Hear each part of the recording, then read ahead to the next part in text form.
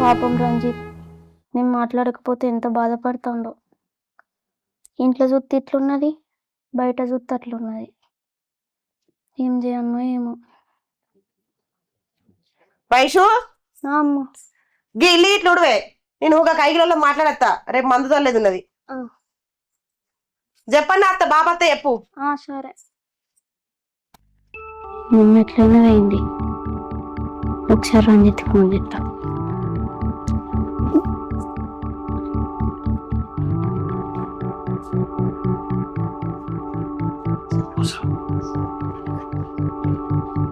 hello,